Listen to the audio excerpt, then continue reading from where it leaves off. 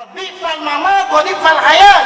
Aku akan azab kamu di dunia dan apalagi nanti setelah kamu meninggal.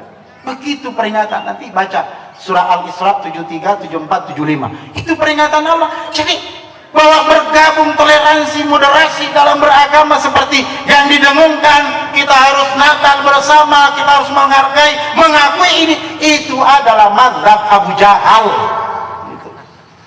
Mazhab Abu Jahal. Jadi bukan hal baru, Pak. Sejak Nabi sudah diajak begitu. Nah, karena itu kembali untuk mengajar, mengamalkan Islam harus dengan murni saja apa yang ada di Quran, apa yang ada di Sunnah. Yang kedua, bahwa Islam harus dilaksanakan secara keseluruhan, secara kafah. Tidak boleh kita melaksanakan Islam dengan tembang pilih. Mana yang sesuai selera kita pakai, ya. Mana yang menguntungkan diikuti, ya. Ini seringkali di kita begitu.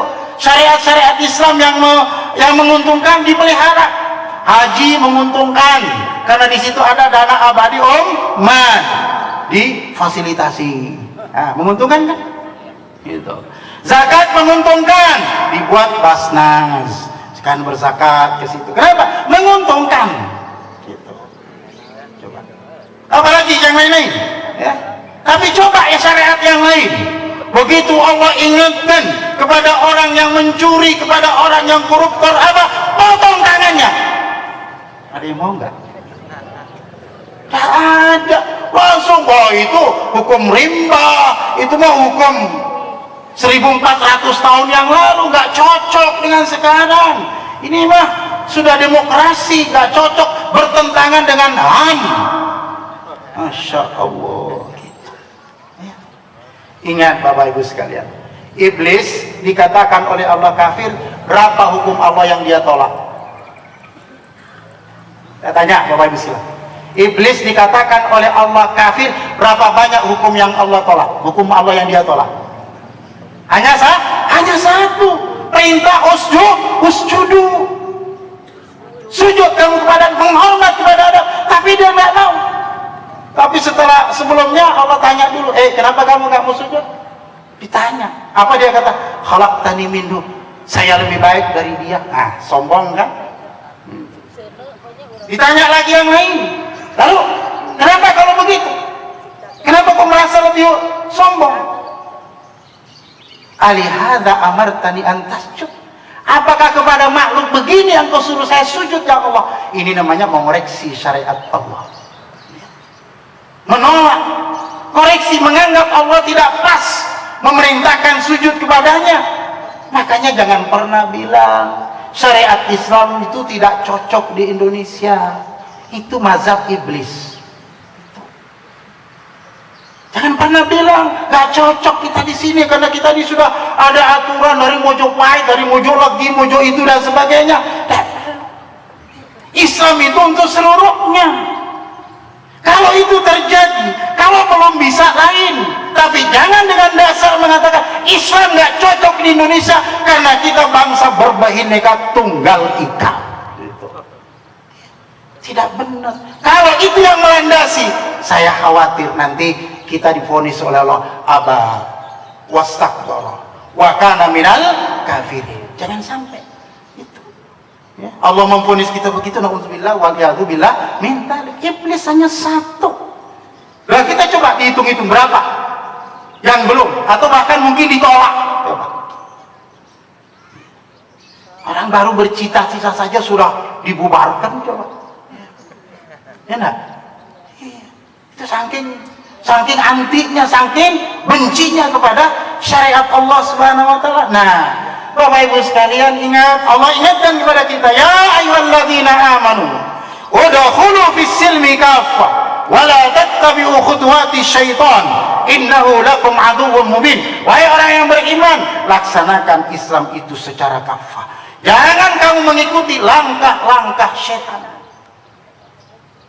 Jadi yang benar melaksanakannya secara kafah. Imam As-Sa'di rahimahullah ketika mengomentari ayat ini, beliau mengatakan ini adalah perintah Allah kepada orang-orang mukmin agar mereka masuk ke dalam Islam secara keseluruhan, yaitu melaksanakan seluruh syariat Allah, tidak ada sedikit pun yang mereka tinggalkan. Jangan sampai mereka mengikuti hawa nafsunya. Jika perintah itu cocok dengan hawanya, dia laksanakan. Kalau bertentangan, dia tinggalkan. Yang wajib adalah melaksanakan secara keseluruhan. Cocok tidak cocok, laksanakan. Ya. Makanya memang kita disuruh bersabar untuk pelaksanaannya. Jadi jangan sampai kita pilih yang ini kita cocok, yang itu, lalu kemudian kita singkirkan yang tidak cocok. Jangan sampai. Allah sudah perintahkan kepada kita, laksanakan secara keseluruhan Al-Quran, mulai dari basmalah, Al-Fatihah sampai dengan minal jinnati wan nas. Itu perintahnya Allah. Kalau tidak itu dilaksanakan, apa? Itulah namanya ittiba ahwat syaitan. Jangan kamu mengikuti langkah setan. Apa berarti? Kalau kita tembang pilih dalam melaksanakan syariat Islam, yang cocok kita ambil, yang nggak cocok kita tinggalkan, atau bahkan kita tolak, menganggap itu tidak pas, itu berarti kita mengikuti langkah setan. Itu bagian daripada khutuwati syaitan. Karena itu siapapun yang menolak Islam dilaksanakan secara kafah, menolak bukan belum bisa, menolak bahkan menentang untuk dilaksanakan, maka itu adalah antek-antek setan. Itu Bu. Nah baik, itu. Dan terakhir, yang ketiga yang harus kita lakukan, bahwa Islam ini itu harus dilaksanakan secara sistem pemerintahan. Nabi ketika datang ke Madinah, di Madinah itu sudah ada sistem pemerintahan. Makanya kenapa Abdullah bin Ubay jadi munafik? Karena dia adalah calon raja. Seluruh ketua-ketua suku Madinah sudah sepakat untuk menobatkan dia menjadi raja. Tapi belum dinobatkan, sudah mendengar bahwa Nabi yang ditunggu sudah hadir di Mekah. Maka pelantikan penobatan menjadi raja ditunda. Kirim utusan ke Mekah. Lihat, benar tak sudah datang Nabi itu? Utusan datang. Ya, benar. Akhirnya para ketua kemudian mencabut bahwa kita tidak jadi melantik, menobatkan menjadi raja. Sampai Nabi hijrah, semua ikut Nabi. Akhirnya kalau dia nggak ikut, akhirnya ketahuan kalau dia kafir. Pilih saja jadi munafik, syahadatnya lisannya tapi hatinya mangkal. Gara-gara Muhammad saya nggak jadi. Maka dia tetap kufur. Tapi dia berusaha merusak sistem yang diatur oleh Nabi Shallallahu Alaihi Wasallam. Satu orang, Abdullah bin Ubay bin Salul, di perang Uhud, bapak-bapak dan ibu sekalian, berhasil mempengaruhi 300 pasukan dibawa pulang. Gitu. Itu satu orang munafik di Madinah, ngaco gitu. Apalagi kalau banyak. Satu orang ngaco tuh, 300 orang. Apalagi kalau banyak. Waduh, makanya yang bikin ruwet Indonesia itu para orang-orang yang bersifat munafik gitu ya. Saya sering mengatakan bersifat munafik kalau itu mengaku muslim. Karena kalau kita katakan kamu munafik, berarti kita bilang kamu kafir. Jangan ya. Karena munafik itu pada hakikatnya orang kafir. Jadi orang kafir yang pura-pura muslim. Nah, tapi kalau dia muslim, ya kita katakan saja ini orang yang bersifat munafik. Jangan katakan kamu kafir. Nah, kalau kafir berarti apa? Kamu munafik. Kalau kita kata kamu munafik, itu berarti kita kata kamu kafir. Ah, sementara kita dilarang memvonis orang kafir begitu. Sebut saja bersifat munafik. Nah, maka Nabi ketika datang apa? Membuat sistem sendiri ya. Sampai kepada pasar pun beliau buat sendiri. Pasar Yahudi mati, Nabi buat sistem sendiri.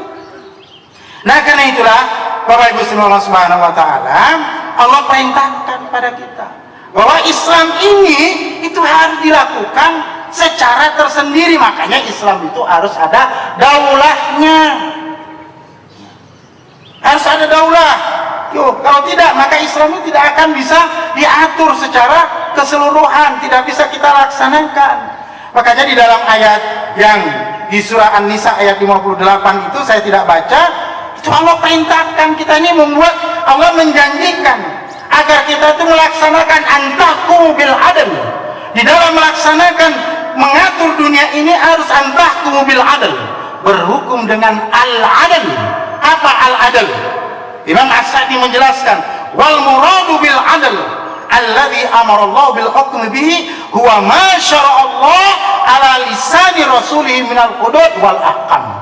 Yang dimaksud al-adl di dalam ayat ini adalah perintah-perintah Allah yang telah disyariatkan lewat lisan Rasulnya Muhammad SAW yang berupa hukum-hukum hudud dan hukum-hukum yang lain. Gitu.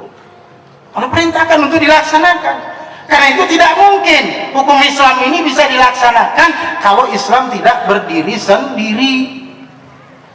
Tuh.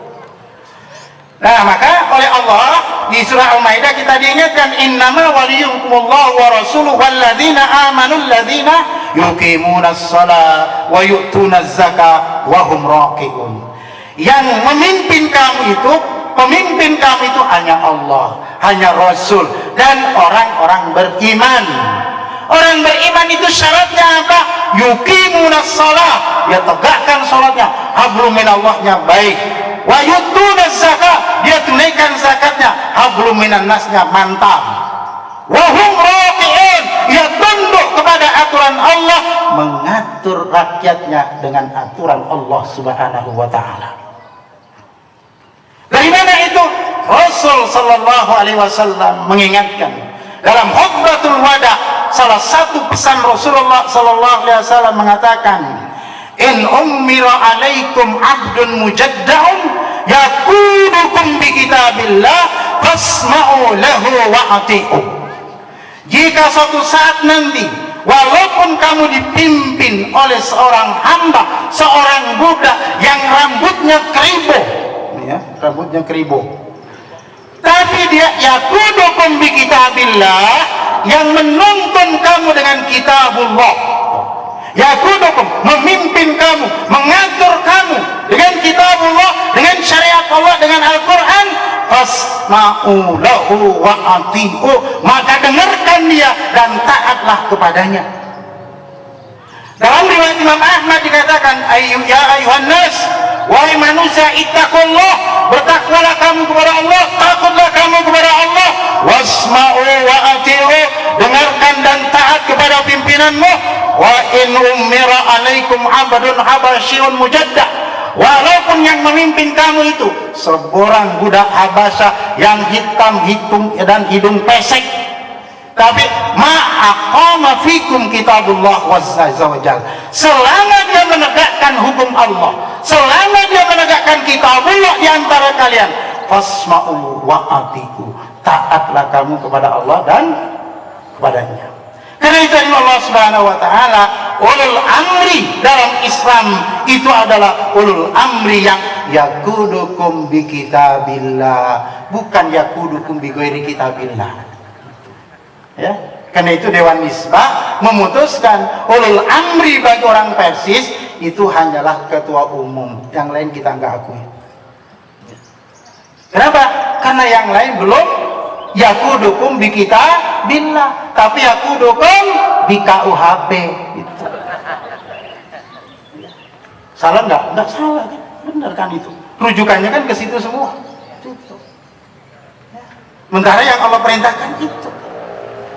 Nah, karena itu tadi Allah Subhanahu wa taala, Allah Subhanahu wa taala di dalam ayat yang lain itu sudah mengingatkan kita dalam hal ini. Nanti dibaca di surah An-Nur bahwa Allah menjanjikan kepada orang mukmin, wa'adallahu alladzina amanu minkum wa amilus shalihat la yastakhlifannahum fil ardh kama stakhlafa alladzina min qablihim wa la yumakkinanna lahum dinahum.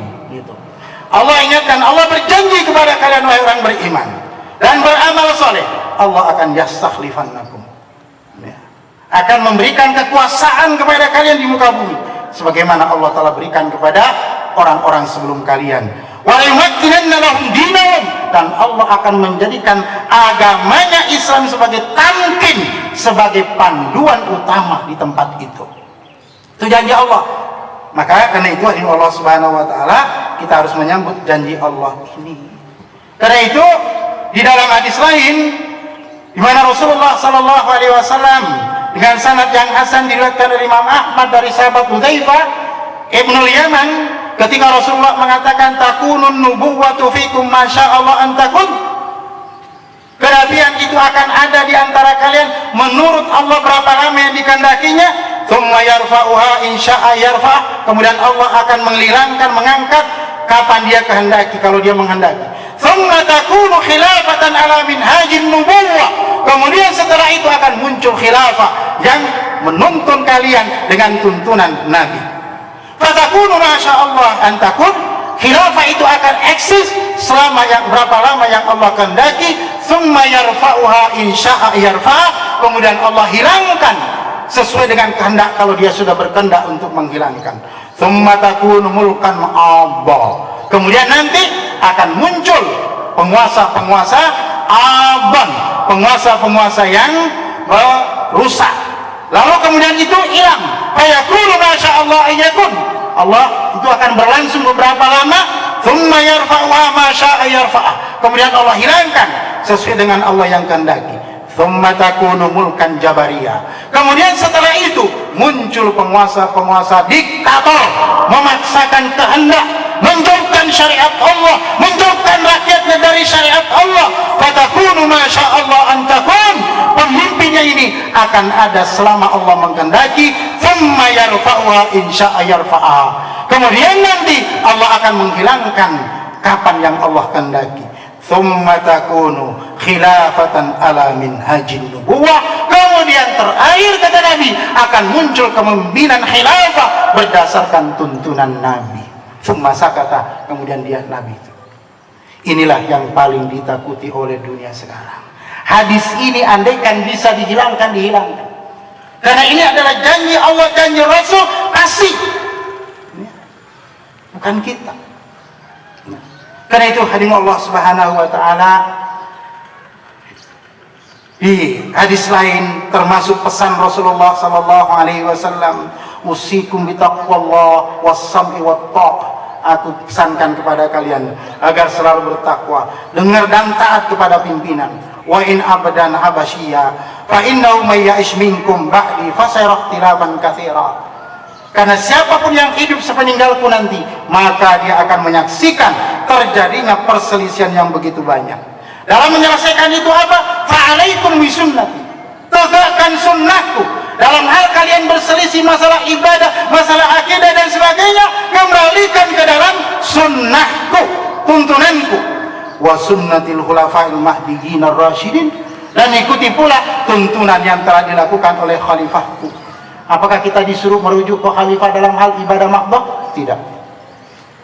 Lalu apa yang diperintahkan oleh Allah Rasul hidup kepada mengikuti tuntunan bagaimana para khalifah mengatur rakyat dengan sistem tersendiri, daulah Islamiyah yang disebut dengan khilafah. Itulah sistem yang diajarkan oleh Islam, itulah yang dipesankan oleh Rasulullah, mengikuti tuntunan para khulafaur rasyidin. Ini yang kita tinggalkan sekarang. Dan ini paling ditakuti, Pak. Itu. Sampai itu tadi Indonesia membubar-bubarkan yang bicara khilafah, padahal baru omongan gitu. Dan itu saking takutnya karena memang ini janji Rasul. Nah, karena itu dari Allah Subhanahu wa taala, kita di Persatuan Islam dalam sidang Dewan Hizbah pada tanggal di Lembang pada tanggal 2 Rabiul Awal 1427 Hijriah atau tanggal 1 April 2006 Masehi, ketika kita berbicara tentang Khilafah Al-Islamiyah, saya masih ingat waktu itu pemakalah adalah Profesor Dr. Abdurrahman. Ya. Maka Dewan Hizbah memutuskan 5 poin putusan. Ya. Jadi Dewan Hizbah bukannya memutuskan bagaimana sholat, bagaimana puasa, tapi Dewan Hizbah juga telah memutuskan bagaimana cara melaksanakan syariat ini. Murni sudah, secara kafah juga tentu sudah. Lalu bagaimana yang ketiga? Harus pula dengan daulah. Bahwa substansi dari khilafah adalah penegakan syariat Islam. Yang kedua, khilafah atau al-imam al-azam adalah pemegang kekuasaan dalam hirasatud din wa siyasatud dunya, untuk melindungi agama dan melindungi agama dan mengatur kehidupan dunia. Yang kedua, cara pemilihan khalifah atau al-imam al-azam adalah melalui syura. Yang keempat, sumber hukum dalam sistem khilafah atau al-imam al-uzama adalah Al-Quran dan Sunnah. Khalifah tidak boleh mengarang. Ya. Kalaulah ada aturan yang lain yang disebut sebagai aturan tambahan, tidak boleh bertentangan dengan Al-Quran dan Sunnah. Gitu. Dan terakhir yang kelima, bahwa hukum menegakkan khilafah atau al-imam al-uzama adalah wajib. Gitu. Kenapa? Tidak bisa kita laksanakan syariat ini kalau tidak tegak khilafah. Karena itu minimal kita tahu ada usaha untuk ke situ. Kalau tidak tercapai, kita punya tanggung jawab di hadapan Allah. Ya Allah, saya sudah berusaha. Karena itu yang diperintahkan oleh Allah adalah berjuang, bukan diperintahkan untuk menang. Allah tidak pernah menyuruh kita menang di dalam berjuang, tapi Allah merintahkan kita jahidu fi sabilillah bi amwalikum wa anfusikum. Berjuanglah kalian di jalan Allah dengan menggunakan hartamu dan jiwamu. Karena itu sesuai dengan tujuan dan yang ada tadi, hadirin, bahwa datang Persatuan Islam Persis itu adalah sarana perjuangan. Sekali lagi, itu adalah sarana perjuangan. Semua kita yang ada di dalam pasti dibaiat, wakafkan diri kita kepada Allah lewat Persatuan Islam. Karena itu sumpah baiat bukan kepada ketua umum, tapi kepada Allah. Kita berjanji, saya akan berjuang di dalam Persatuan Islam ini untuk apa? Tegaknya syariat Islam. Karena itu kawan-kawan ikhwatul iman semuanya yang ada di dalam seluruh tashkil, mulai dari pimpinan pusat sampai kepada tingkatan terendah jamaah, ingat, antum semua sebagai pahlawan-pahlawan Allah Subhanahu wa ta'ala.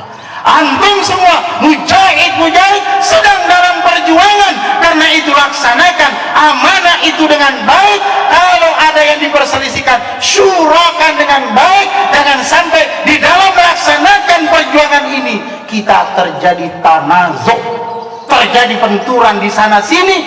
Itu Allah akan menghilangkan kekuatan kita. Syurakan, apa yang sudah kita putuskan itu kita laksanakan di lapangan. Kalau sudah diputuskan, jangan memisahkan diri, karena itu akan melemahkan perjuangan. Makanya Allah ingatkan, jangan sampai kita wala tanazau fatafshala rihukum. Dalam perjuangan kamu jangan sampai berselisih di dalam melaksanakan apa yang sudah kamu syurakan. Kalau itu kamu lakukan, fatadhhaba rihukum, maka kekuatanmu akan dihilangkan oleh Allah Subhanahu wa ta'ala. Wa taliman rahimakumullah. Saya kemarin waktu menghadiri Musywil Nusa Tenggara Barat, ketika kita diundang oleh gubernur, saya tersentak. Beliau, karena kita diundang secara tidak resmi, kita ngobrol aja di rumah beliau. Beliau katakan, sekarang ini Ustaz ya, macam-macam, ini itu. Iya Pak Gub. Kira-kira kenapa? Apa kata beliau? Karena Persis tidak lagi seperti dulu. Itu pesan gubernur NTB. Karena Persis tidak lagi seperti dulu. Persis lebih banyak mengekor kepada penguasa yang ada. Kenapa tidak katakan yang hak dengan hak? Banyak di antara kita, mohon maaf, ini koreksi kita ke dalam. Kita jadi tashkil, kita jadi ini untuk memperoleh bantuan dari pemerintah. Kapan Anda mau menang? Kalau itu niatnya untuk berjuang, pengen jadi ketua, pengen jadi ini, hanya untuk memperalat Persis, untuk dapat itu, na'udzubillah wal iyadzubillah min dzalik.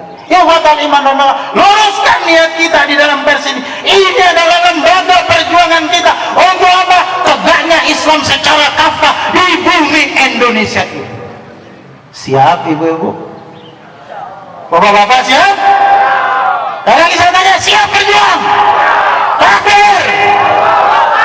Demikian, semoga kita dilindungi oleh Allah dan dibimbing oleh Allah Subhanahu wa ta'ala untuk tetap berjuang dengan cara tadi. 3 hal itu tadi yang harus kita lakukan. Perjuangkan bahwa Indonesia ini akan maju apabila ayat-ayat ayat-ayat suci diletakkan di atas ayat-ayat konstitusi. Itu syarat itu. Kalau menjadi bailatun walaupun kufur, itu tidak akan mungkin tercapai kalau selama ayat-ayat suci diatur oleh ayat-ayat konstitusi. Gak mungkin. Ayat-ayat Allah, makanya Allah tidak pernah nyuruh kita menang dalam berjuang, tapi berjuanglah kamu dengan benar, berjuanglah kamu secara maksimal, berjuang sesuai dengan petunjuk Allah. Jangan kemana-mana, luruskan niat kita bahwa kita ini ibadah kepada Allah Subhanahu wa Ta'ala. Ingat janji kita kepada Allah, inna salati wa nusuki wa mahyaya wa mamati lillahi rabbil alamin. Sungguhnya ibadah salatku, ibadah makbaku, muamalahku, wa mahyaya, seluruh hidupku, bahkan mati pun saya harus tetap berada di jalan Allah Subhanahu wa Ta'ala. Siap begitu? Karena siap begitu? Takbir! Allahu Akbar. Assalamualaikum warahmatullahi wabarakatuh.